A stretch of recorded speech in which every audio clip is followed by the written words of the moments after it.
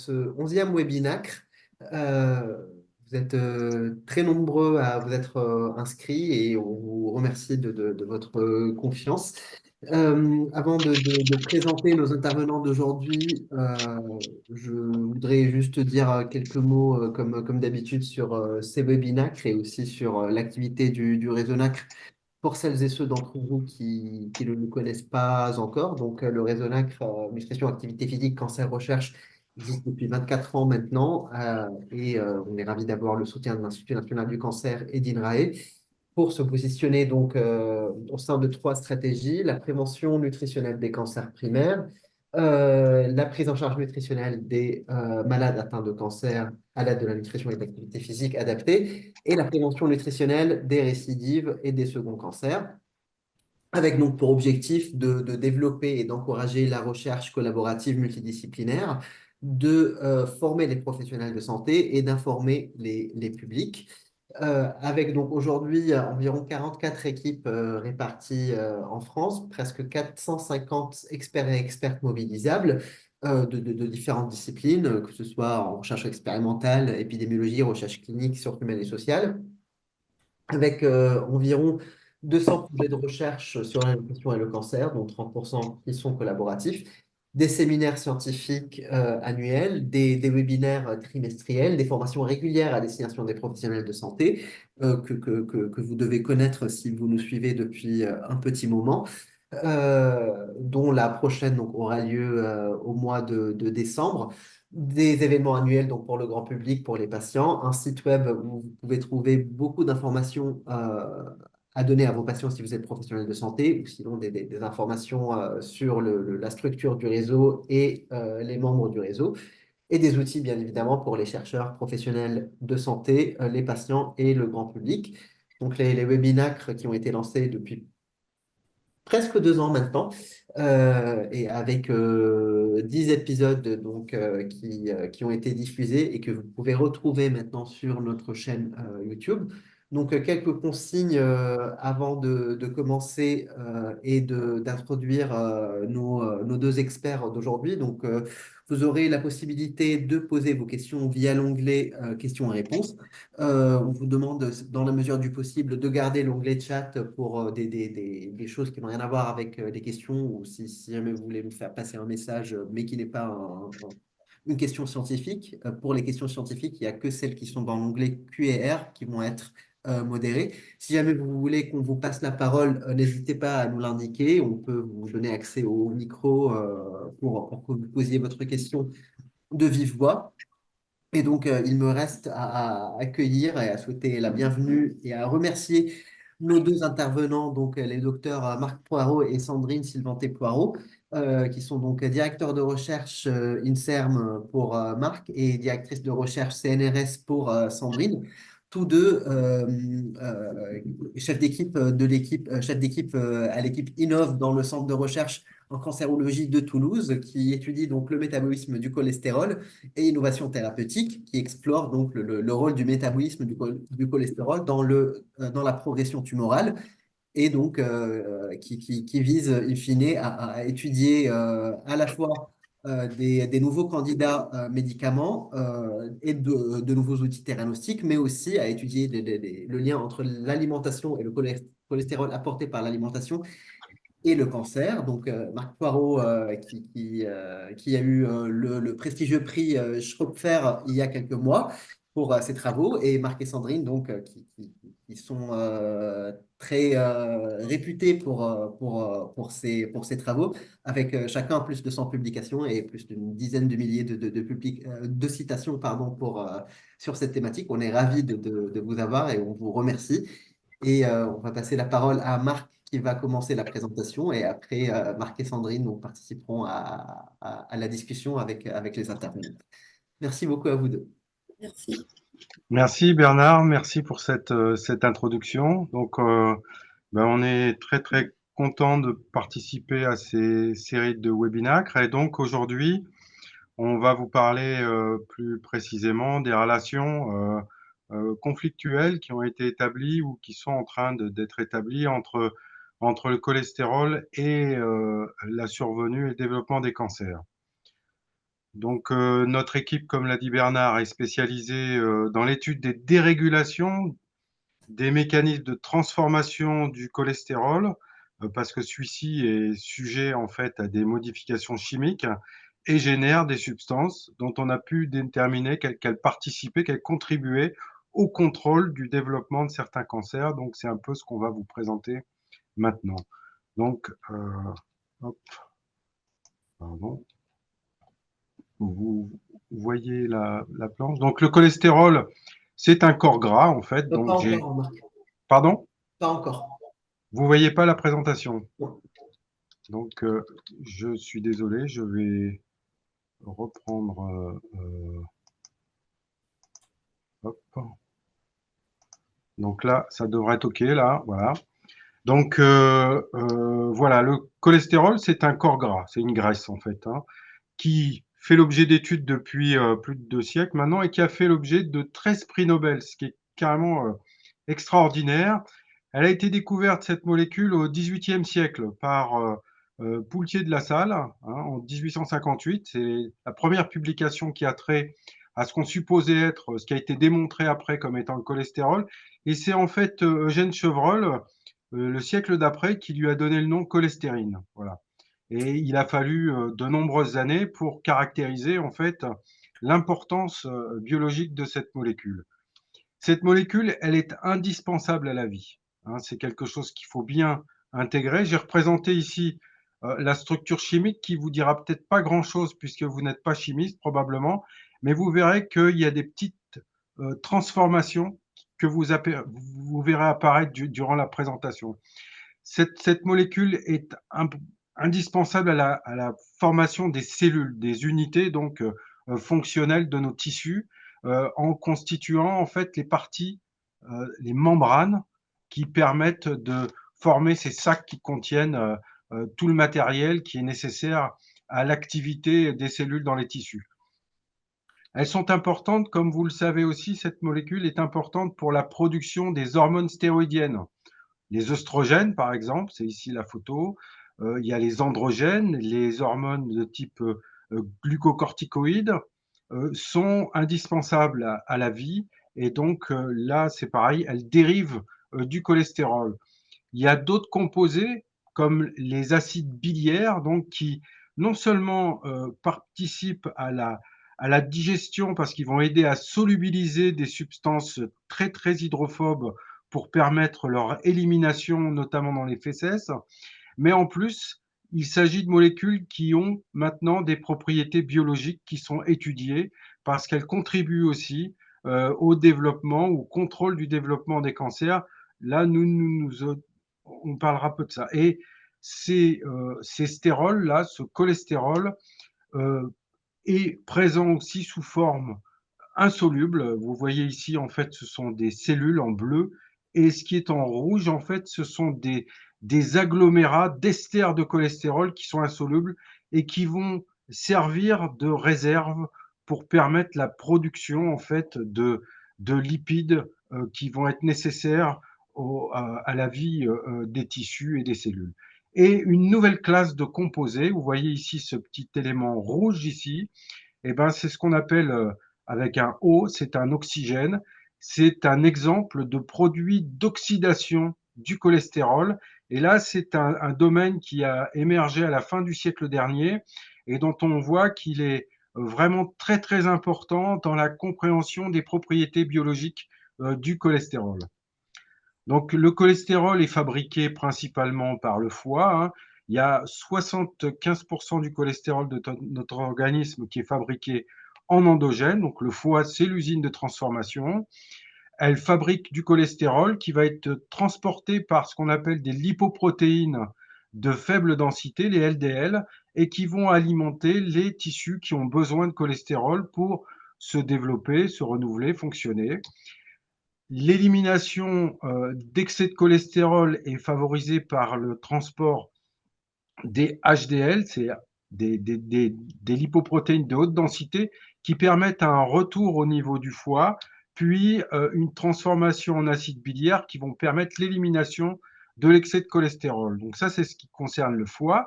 Il y a le cerveau qui est autonome pour la production de cholestérol et par contre qui va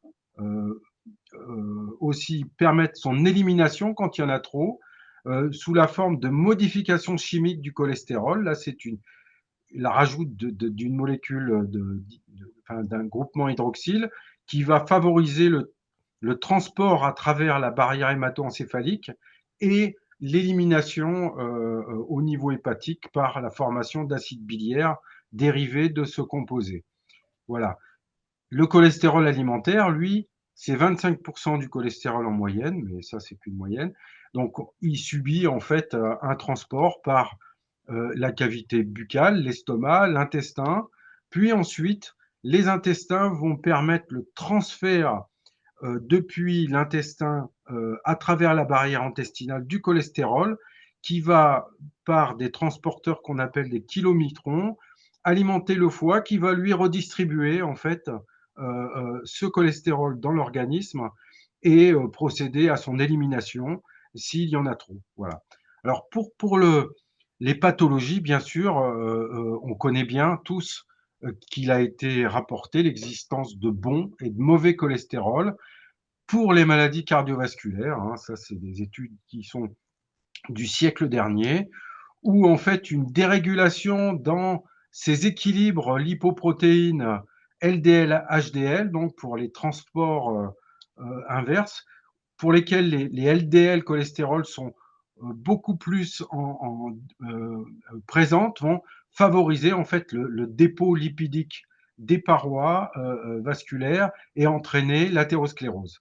Donc ça, c'est quelque chose qui est bien établi. Ça a conduit au développement d'inhibiteurs de la biosynthèse du cholestérol avec les statines.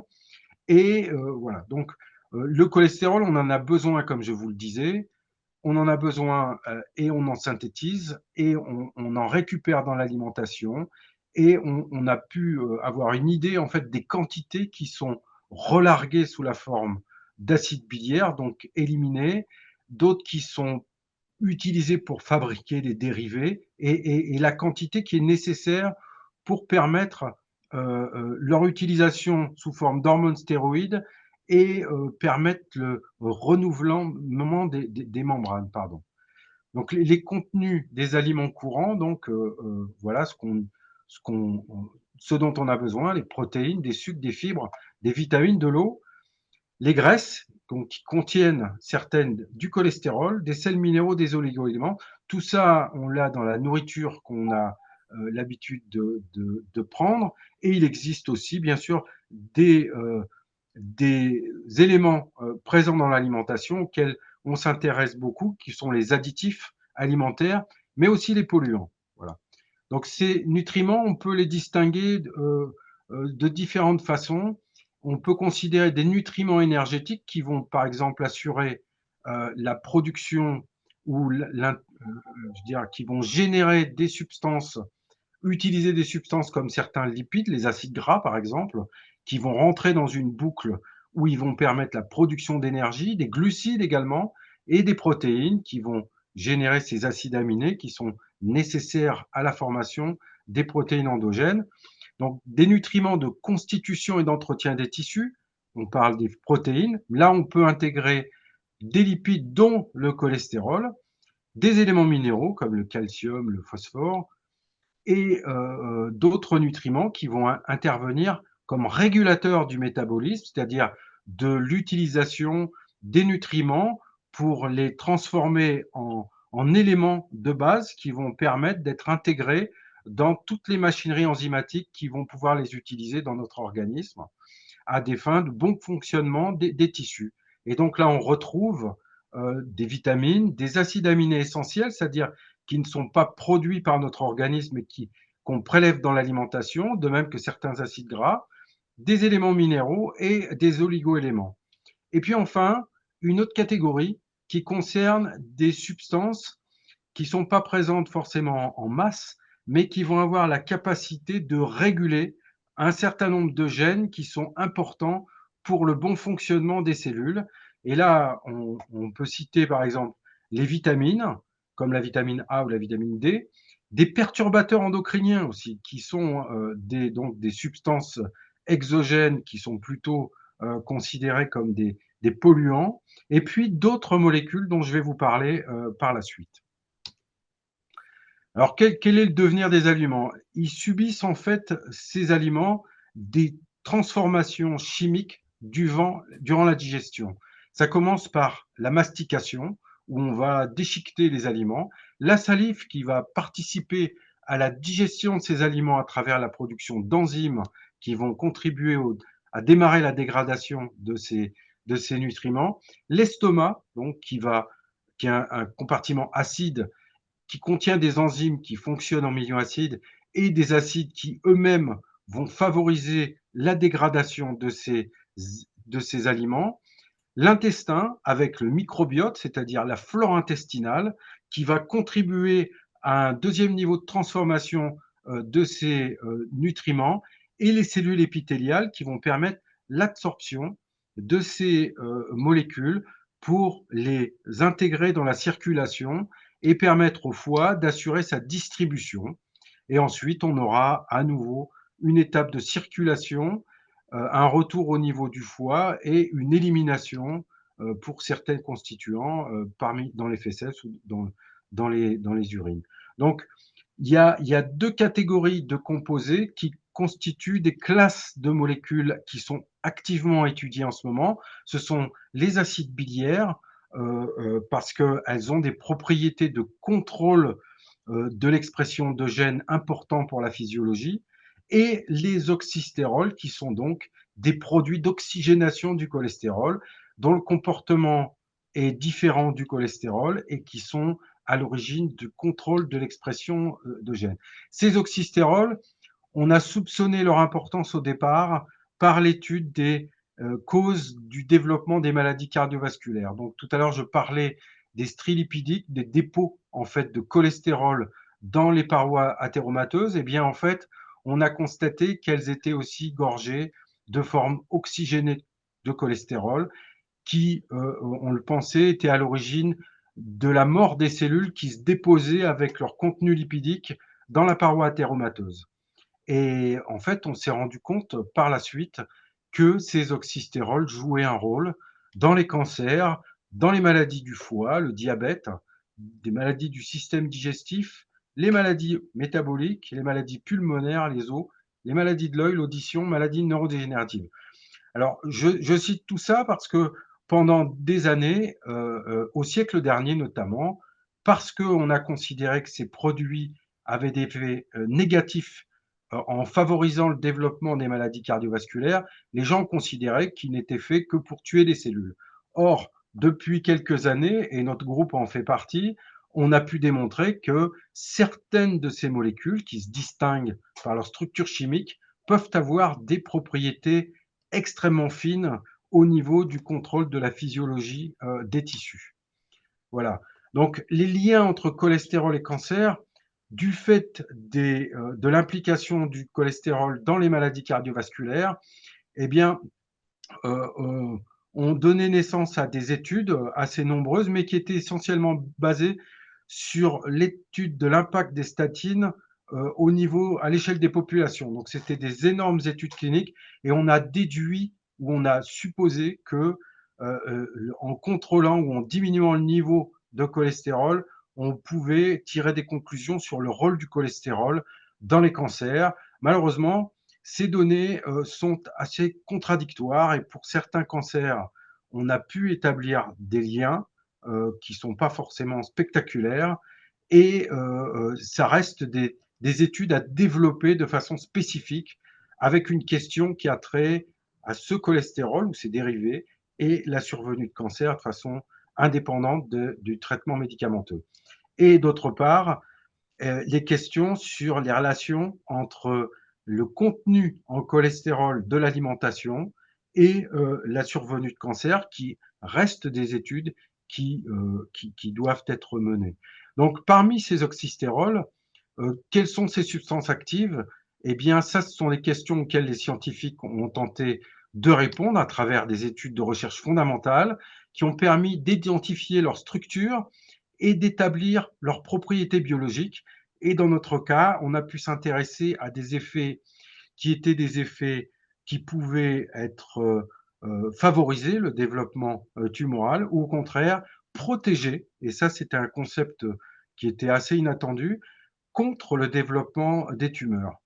Et donc, on a étudié pour ça le métabolisme du cholestérol, c'est-à-dire comment ce cholestérol peut être transformé par des enzymes pour générer des substances qui sont dérivées de ce cholestérol et qui peuvent avoir des propriétés spécifiques. Et donc, notre équipe a identifié une branche de transformation du cholestérol qui n'était pas connue, qui génère d'une part un composé qu'on a appelé dendrogénine A et un autre composé qu'on a nommé oncostérone. La dendrogénine A, en fait, présente des propriétés suppresseurs de tumeurs, ce qui était quelque chose de tout à fait inattendu, en fait, dans le domaine. Et l'oncostérone, elle, des propriétés de promoteur de tumeurs. Et ça, c'est-à-dire que on pense qu'elle est aussi capable d'initier le développement de tumeurs, mais on n'a pas encore eu le temps de le démontrer. Néanmoins, elle est au moins extrêmement efficace pour favoriser le développement de certaines tumeurs. Et donc ça, c'est important. Et l'autre point important, c'est contrairement au cholestérol dont on a limité au départ le rôle physiologique à la constitution des membranes, et bien là, on a affaire à des molécules qui sont des régulateurs de gènes à travers des récepteurs nucléaires, donc comme on le voit pour les hormones stéroïdiennes, par exemple, comme les œstrogènes qui régulent l'expression de gènes via une interaction avec le récepteur des œstrogènes alpha, les glucocorticoïdes avec les récepteurs des glucocorticoïdes ou les androgènes avec les récepteurs des androgènes. Et bien là, on a affaire à des régulations similaires.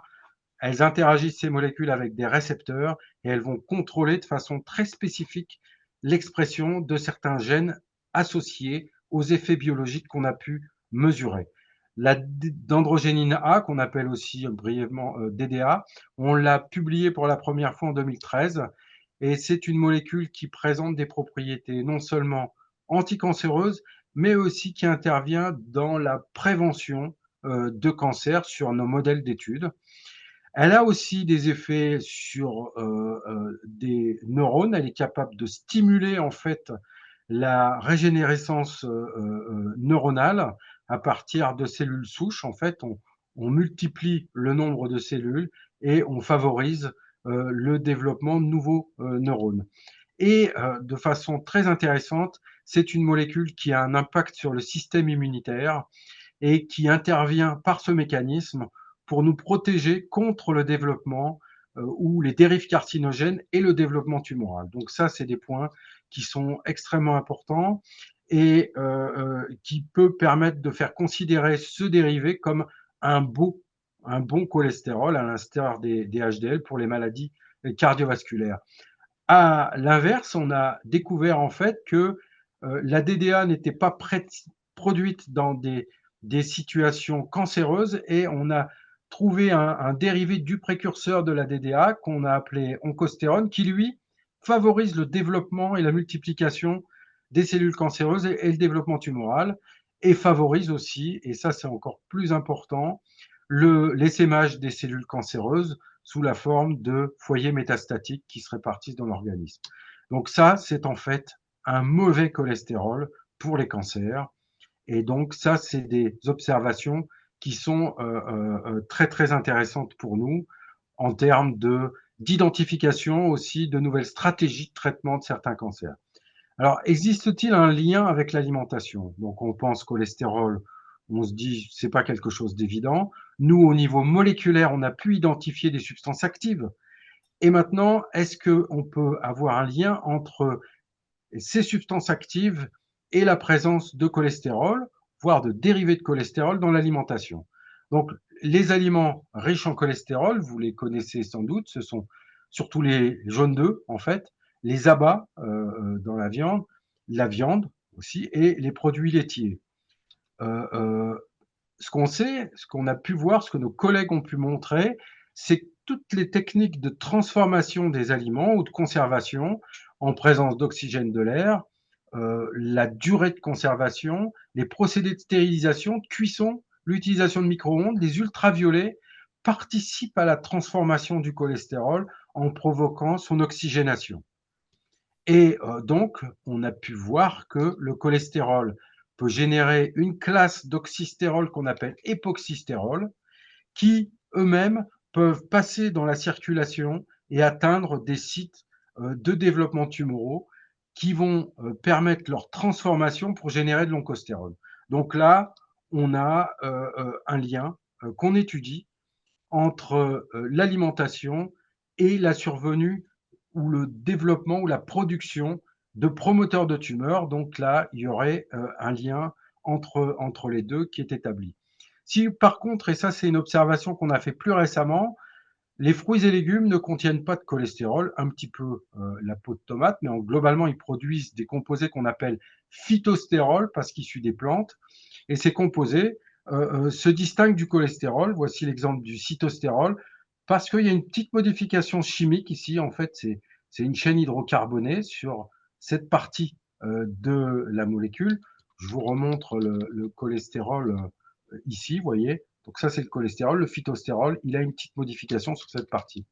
Eh bien, cette molécule, elle subit exactement les mêmes transformations que le cholestérol pour générer des époxycytostérols qui passent aussi dans la circulation et qui va générer, métaboliser de la même façon que le cholestérol, ce qu'on a appelé l'acétostérone. Et là, ce qui est intéressant, c'est que cette molécule a des propriétés anticancéreuse par elle-même et inhibe les effets de l'oncostérol, ce qui est quelque chose de tout à fait intéressant puisqu'elle montre un autre lien, mais cette fois-ci qui serait positif, entre la transformation alimentaire selon le type de stérol et la production, soit d'agents qui peuvent contrôler négativement ou positivement le développement de cancer. Donc, les fruits et légumes, les graines contiennent des phytostérols à des niveaux plus ou moins importants, mais les résultats de ces études vont entraîner des études beaucoup plus spécifiques autour de ce genre de problématiques. Il existe d'autres phytostérols que le bêta-cytostérol.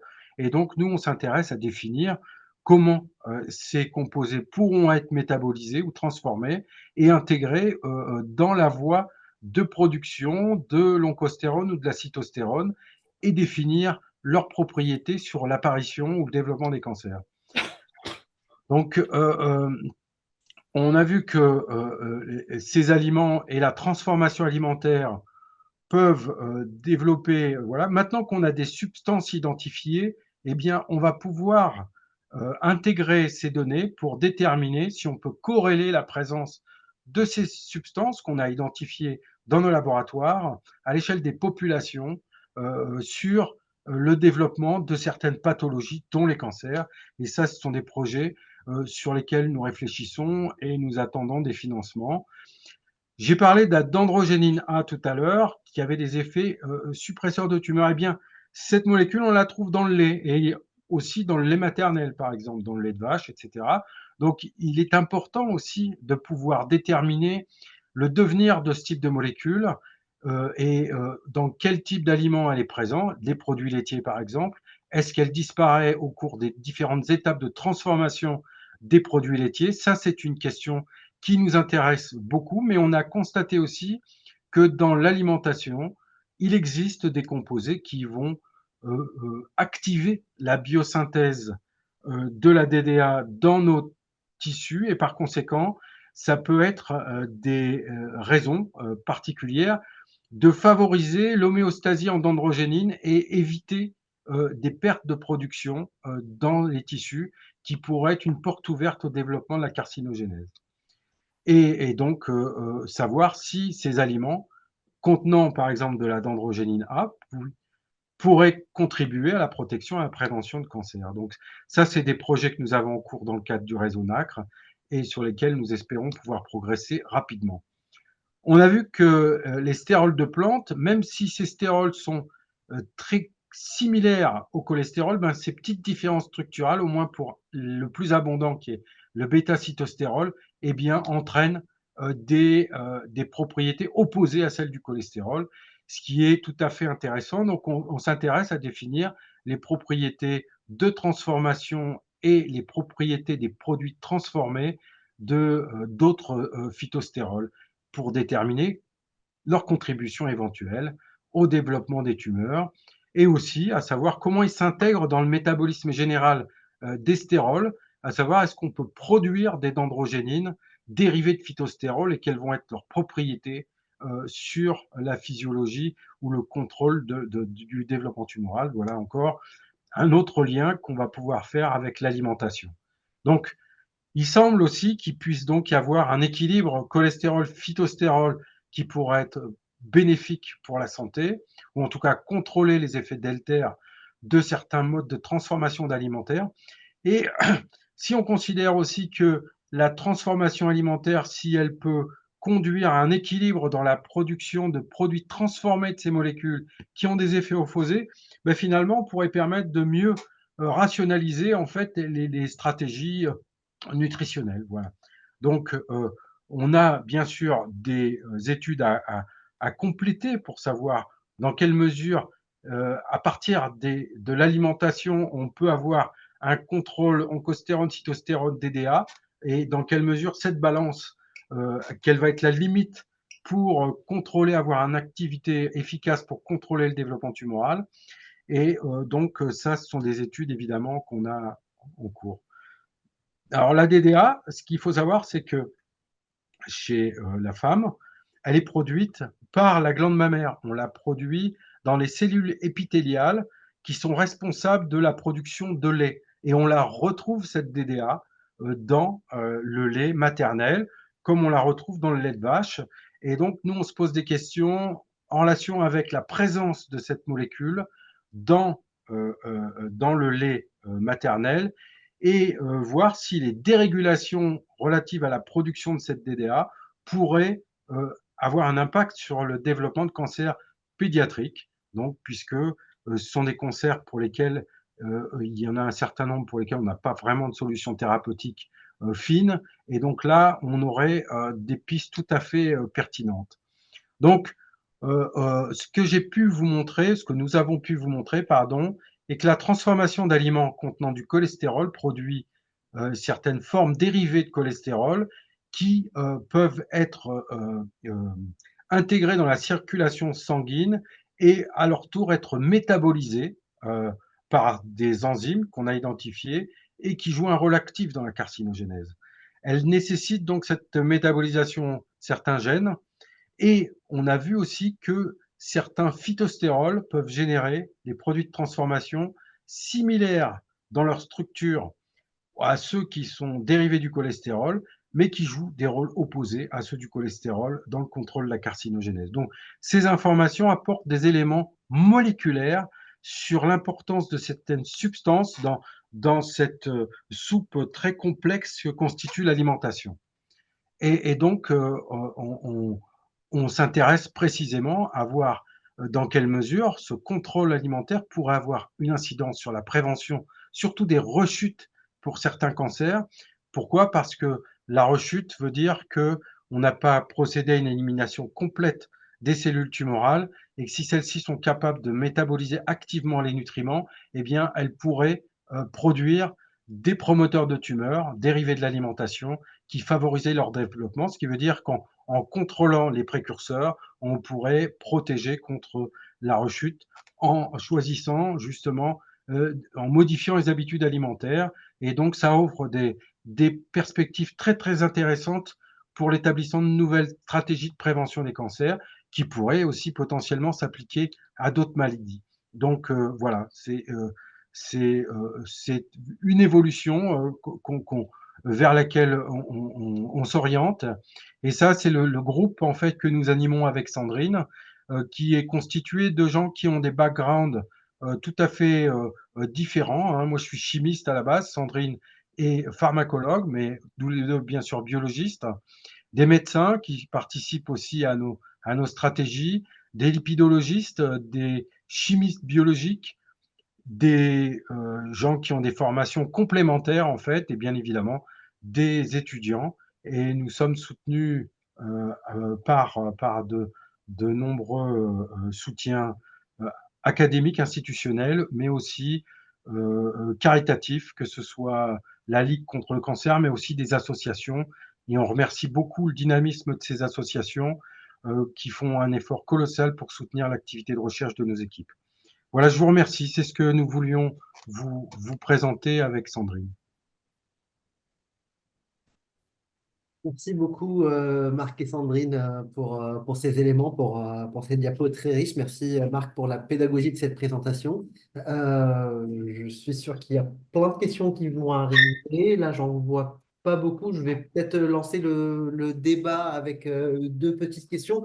La première, c'est est-ce qu'on a plutôt des études sur le lien avec les cancers du sein en fonction des récepteurs hormonaux? Enfin, on sait que c'est plutôt des modulateurs des récepteurs d'estrogènes, mais est-ce qu'on sait des choses, par exemple, sur les cancers du sein non sensibles aux hormones, en lien avec les cholestérols? Comment on voyait des choses par rapport à ça? Sandrine, tu veux parler? Oui, tout à fait. Ben, oui, notamment par exemple pour le dérivé phytostérol qu'on a caractérisé, qui a des effets antitumoraux et donc qui inhibe les effets de l'oncostérone, donc qui a des effets de promoteur de tumeur. Eh bien, ce qu'on a vu, c'est que ce composé était aussi actif sur des cellules qui expriment les récepteurs aux oestrogènes, par exemple, donc qui sont sensibles à des traitements via ces récepteurs, aussi bien et qui est également très très sensible sur des cancers qui n'expriment pas ces récepteurs, ou même des cancers qui surexprimeraient les HER2+. Donc ça, c'est plus récent. Donc en fait, donc c'est même l'oncostérone, ce qu'on a pu montrer en tant que promoteur de tumeurs, c'est qu'il agit de façon indifférente sur des cellules qui expriment ou pas le récepteur des oestrogènes. Donc c'est un métabolisme qui ne distingue pas, enfin qui n'est pas dépendant de l'expression du récepteur des oestrogènes, si on veut simplifier. D'accord, intéressant. Merci beaucoup. Nous avons une question sur le lien entre cholestérol et l'âge. J'imagine que là, on parle du niveau sanguin de cholestérol. C'est une question de Jacqueline. Est-ce que le cholestérol augmente avec l'âge? Alors, moi, ce que nous, on sait par contre, c'est que par exemple, les enzymes qui participent au métabolisme secondaire du cholestérol, elles peuvent fluctuer avec l'âge.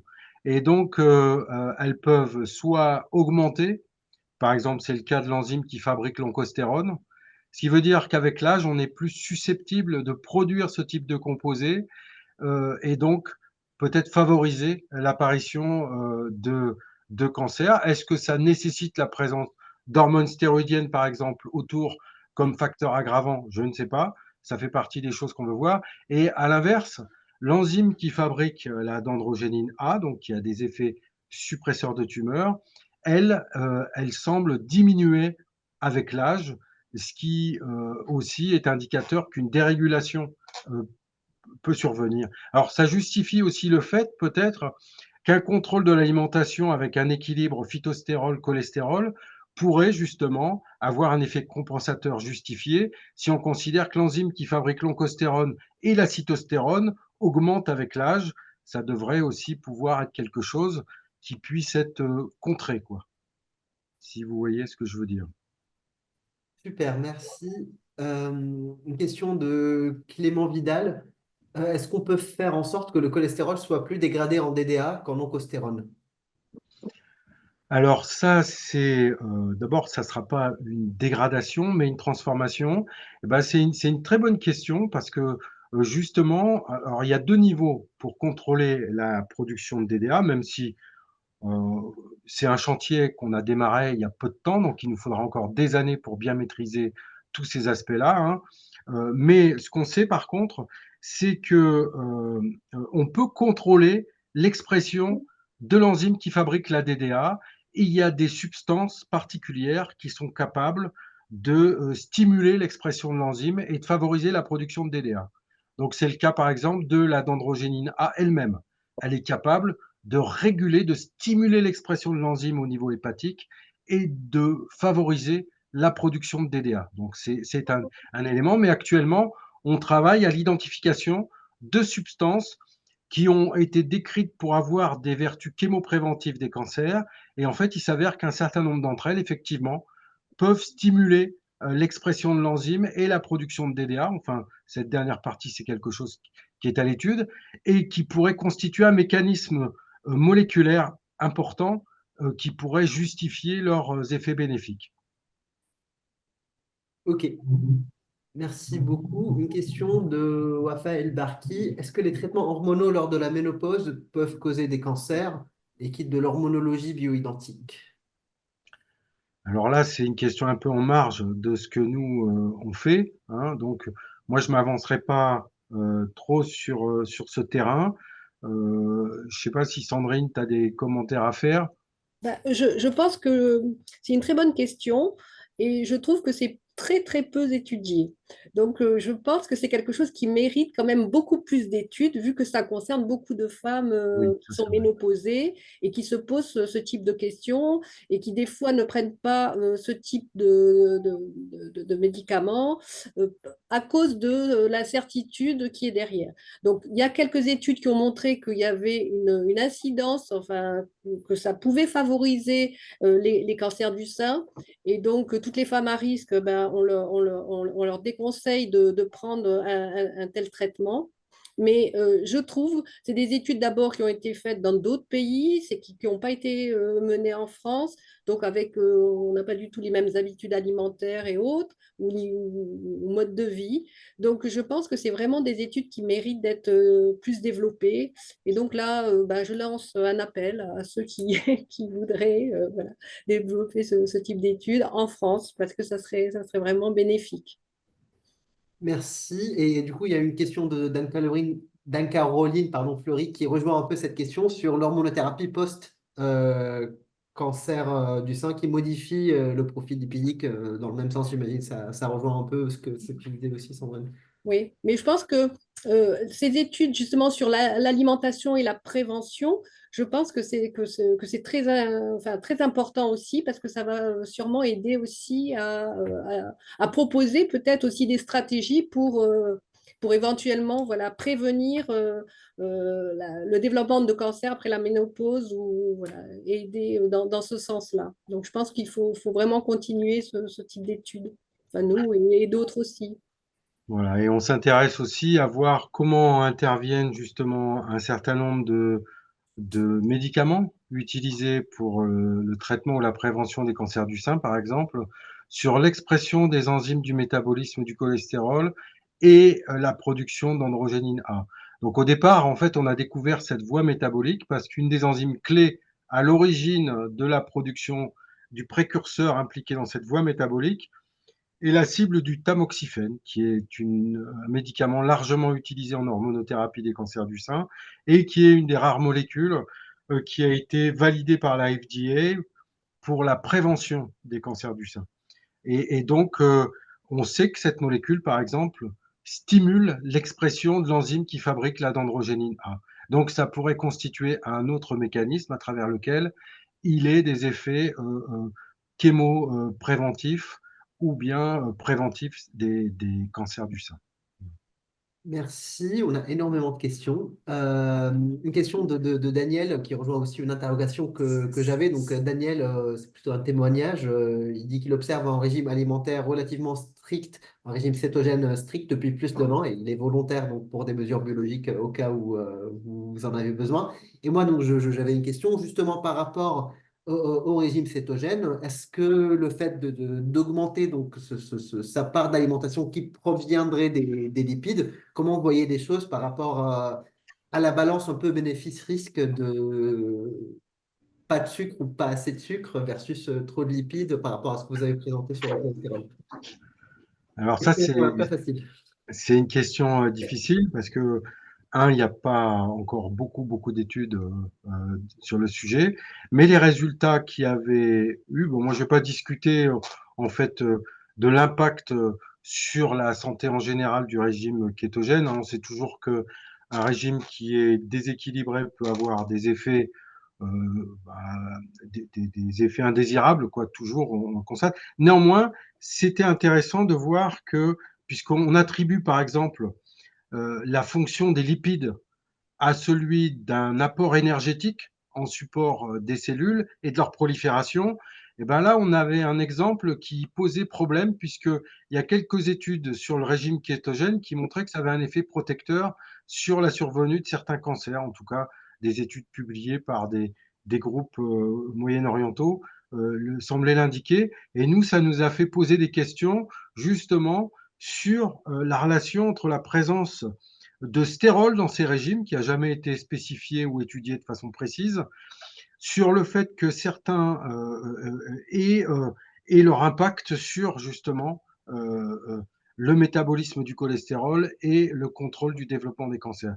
Donc ça, c'est des études à développer, à dessiner et à développer, parce que je pense qu'elles peuvent être vraiment intéressantes et sortir des questions simplistes qui sont le contrôle de l'apport énergétique va avoir une incidence sur la multiplication des cellules.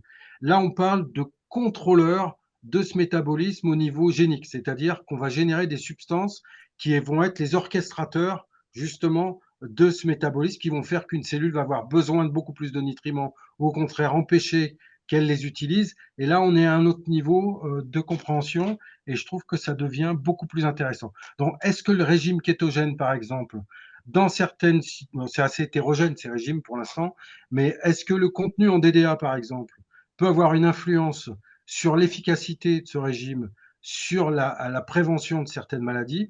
Ben ça, c'est des questions auxquelles on aimerait bien pouvoir avoir des réponses, quoi. Merci. Une question rapide de Brigitte sur la pratique de sport. Est-ce qu'il y a un lien entre activité physique, pratique de sport et taux de cholestérol, taux sanguin, j'imagine? Alors, taux de cholestérol, moi, j'ai parlé au niveau cellulaire. Il y a eu peu d'études qui ont été faites relativement là-dessus, en tout cas entre la relation entre oxystérol, cholestérol et activité sportive. Dans la cellule, comment dirais-je, le, le compartiment ou l'organite qui régule la production d'énergie est la mitochondrie. Or, en fait, la mitochondrie, c'est aussi un site de stockage du cholestérol qui peut subir après des transformations pour les premières étapes de l'élimination de ce cholestérol. Et aussi, ce qu'on voit, c'est que justement, une activité physique soutenue, en tout cas sur des modèles animaux, entraîne en fait un contrôle de la production de ces oxystérols et en particulier peut diminuer la production d'oxystérol qui interviennent dans la production d'oncostérone. Donc ça veut dire que évidemment il faut pouvoir généraliser ces études, il faut pouvoir déterminer si chez l'homme c'est des choses qu'on peut observer comme on l'observe chez la souris. Et en dehors de l'aspect physique, il y a quand même beaucoup de choses qui nous séparent de la souris. Donc, en tout cas au niveau métabolique. Donc, ça reste des choses qui méritent d'être très, très intéressantes. À ce sujet, on a découvert bien d'autres dérivés du cholestérol que la dendrogénine A, et on en a un en particulier qui va stimuler la production de mitochondries et l'activité du métabolisme énergétique dans les cellules, qui est probablement aussi une substance qui joue un rôle physiologique essentiel et qui peut être contrôlée aussi par l'activité physique. Donc ça, c'est des choses, bien sûr, qui nécessitent des études approfondies, mais qui sont des pistes qu'on envisage. Ça, c'est... Merci. Une question, est-ce qu'il y a assez d'études sur les statines au cours des chimiothérapies? Est-ce qu'il y aurait un intérêt? Est-ce qu'il y a des essais cliniques Alors, il y en a qui sont sortis, oui. Les études sont pas toujours très claires et les conclusions, elles sont assez limitées. Les statines, moi, que j'en connais, hein, je suis pas médecin et je conduis pas d'études cliniques, mais ce qu'on sait, c'est que ça perturbe ce qu'on appelle l'équilibre dans le métabolisme du cholestérol et ça conduit à un nouvel équilibre. Donc, qui peut varier et qui peut avoir une incidence sur les différentes voies de transformation du cholestérol, mais qui sont pas étudiées. Alors, ce qu'on a pu faire comme relation, c'est déterminer s'il pouvait y avoir un impact sur la survie des patients. Et donc, c'est un terme de mortalité qui est essentiel, bien sûr, hein. Et là-dessus, on a pu voir que les statines pouvaient avoir des effets, même s'ils sont mineurs, mais qui pouvaient être significatifs sur le contrôle de la mortalité des patients sous statine. Alors, est-ce qu'une association avec de la chimiothérapie peut avoir des conséquences là-dessus? Nous, en tout cas, au niveau cellulaire, on sait que enfin, la combinaison statine chimiothérapie tue beaucoup plus facilement les cellules. Voilà. Mais après, je ne saurais pas vous dire ce qui se passe au niveau des études cliniques qui portent aussi sur des études impliquant des larges cohortes de patients. D'accord. Une question de Laure Dossu qui vous remercie pour cette excellente présentation et qui demande ce qu'on sait sur de l'impact des statines sur les oxystérols. Alors ça, merci Laure pour cette question. Et bon, on peut considérer que on va avoir une diminution du taux d'oxystérol général dans l'organisme. Ça a été observé par nos collègues italiens il y a quelques années. Et donc, nous, on s'était posé la question à l'époque, justement, sur l'impact que ça pourrait avoir sur la transformation du cholestérol lui-même par les cellules si on appauvrissait en fait en cholestérol circulant. Et ça, pour l'instant, on n'a pas d'idée précise et ça fait partie des choses qui nous intéresseraient de regarder. Donc nous, on n'a pas voulu en termes, bon, d'abord, on n'est pas une équipe suffisamment importante pour pouvoir mener ce type d'études, mais par contre, on aimerait bien soutenir ce genre d'études qui nous paraissent importants étant donné l'importance que révèlent des traitements anticholestérol au niveau de nos pays occidentaux, quoi. Merci. Une question de Sébastien Quinton. Peut-on envisager que la consommation d'aliments oméga 3, de compléments alimentaires, j'imagine, et de vitamines antioxydantes peut agir sur l'évolution du cholestérol et du DDA? Alors, je parle Sandrine, mais Vas-y, vas-y. alors pour ce qui est des traitements ou d'utilisation des compléments type antioxydants, nous ce qu'on sait c'est que ça on l'a pas mesuré. Donc moi je peux pas répondre. On n'a pas encore conduit d'études qui tendaient à étudier l'impact sur les taux de cholestérol. On sait par contre que sur les précurseurs de d'androgénine, ça peut avoir une incidence et modifier les balances alpha ou bêta époxyde de cholestérol, qui sont deux isomères, dont un seul entre dans la composition de la dendrogénine A. Donc oui, il y aura une incidence, et c'est pour ça qu'aussi l'utilisation outrancière en fait de compléments alimentaires de type antioxydant pose toujours des problèmes. Pour nous, c'est pas quelque chose de simple, hein, et on se dit que nous, il y a deux questions qu'on se pose, hein, c'est bloquer le stress oxydant ou avoir un impact là-dessus, ça veut dire on va bloquer des modes de transformation de certaines molécules. Si on considère les phytostérols, bah, ça pourrait avoir une incidence aussi sur leur transformation et aux effets protecteurs de leurs dérivés.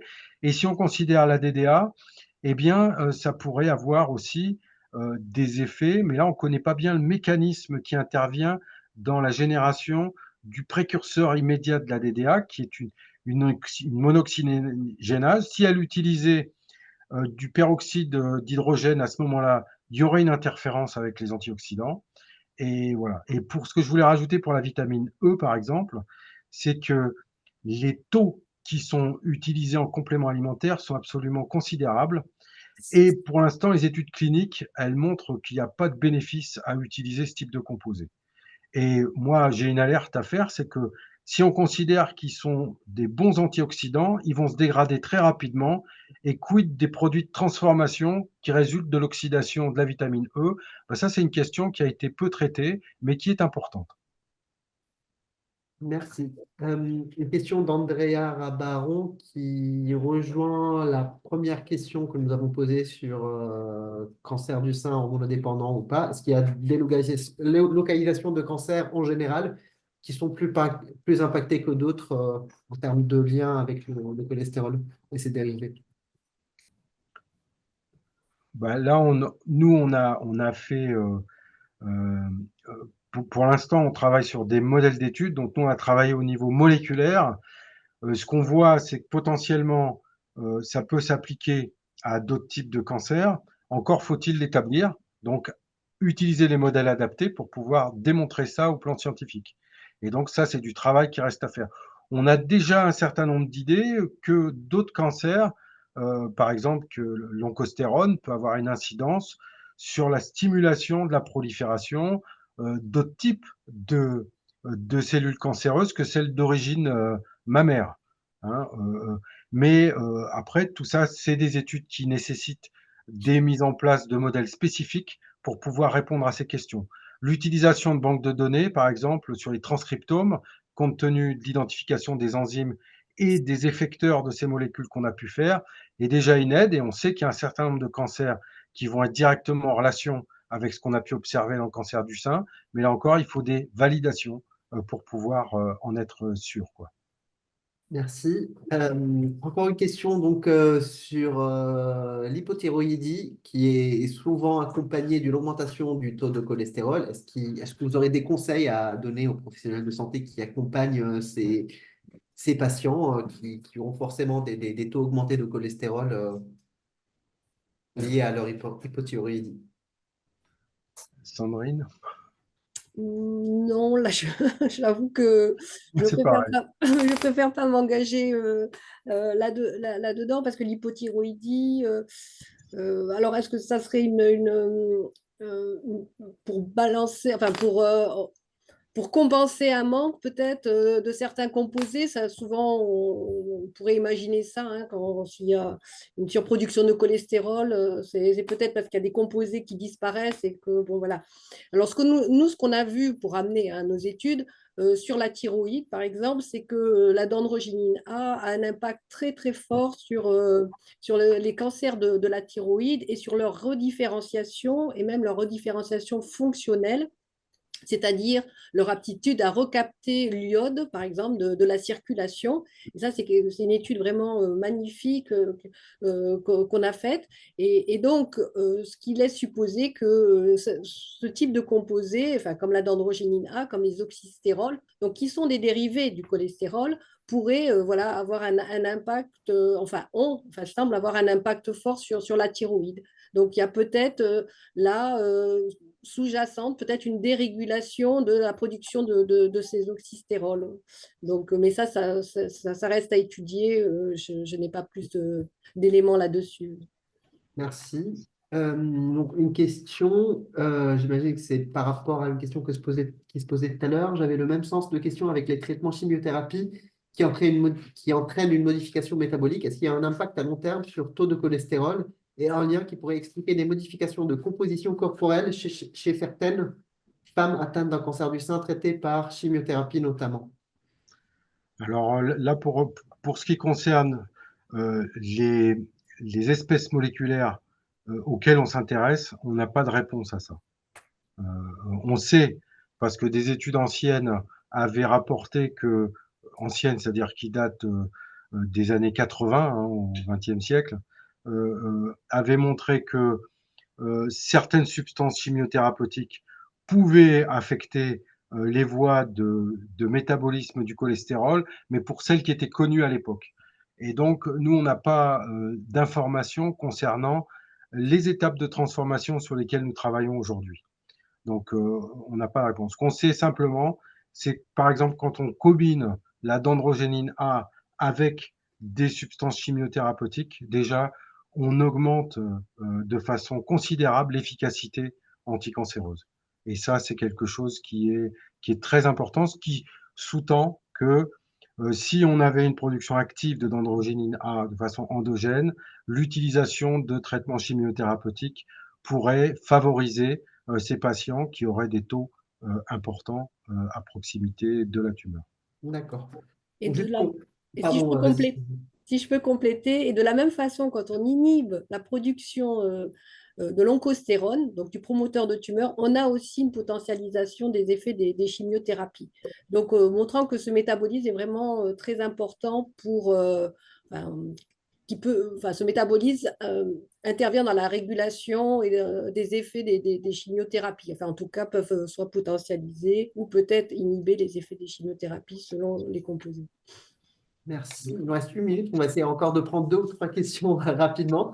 Une question plutôt aussi pareil par rapport à une question qui a été posée. Donc, la personne nous dit que quand on parlait des oméga 3, c'est plutôt Elle voulait dire plutôt les oméga 3 de source alimentaire et pas complément alimentaire. Donc, elle évoquait plutôt les huiles riches en oméga 3, les poissons contenant des oméga 3 et des vitamines antioxydantes présentes dans les aliments. Donc, est-ce que ça aurait, enfin, que potentiellement ces constitués présents dans les aliments n'auraient pas le même effet que dans les compléments alimentaires?